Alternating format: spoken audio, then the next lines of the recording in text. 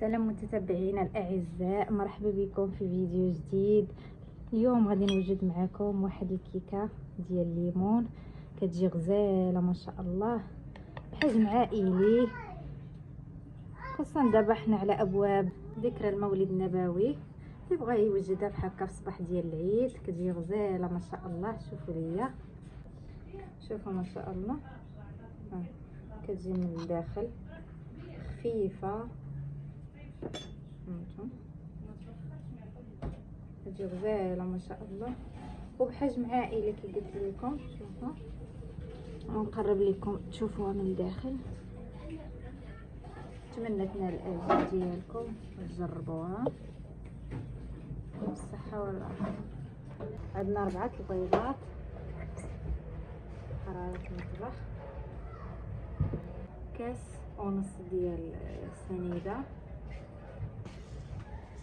دي 2 فانيات غادي نطحنهم في الهاشوار. كنضيفوا عليه كاس ديال العنبه ديال الزيت وكاس ديال الليمون صغير كاس، وغادي نعاود نطحن. غادي نضيف الدقيق تكون نوعيه جيده، عندي هنا 3 ديال الكيسان، نفس الكيسان ديال العنبه. واخر حاجه كنضيفوا واحد المعلقه صغيره ديال الخل و4 الخمارات حمرين.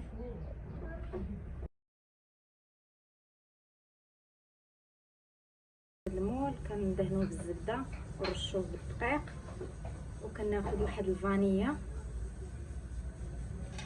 وكنرشها في القاع ديال المول على هذا الشكل،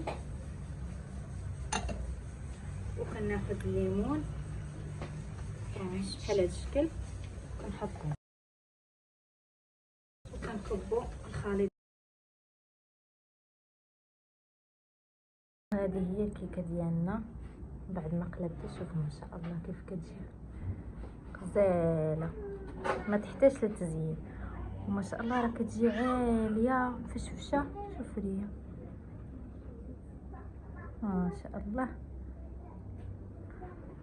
واعره تحضروها للمناسبات العائليه ولا الاعياد، كتجي بحجم عائلي وناجحه 100%. انا نقطع معكم طريقه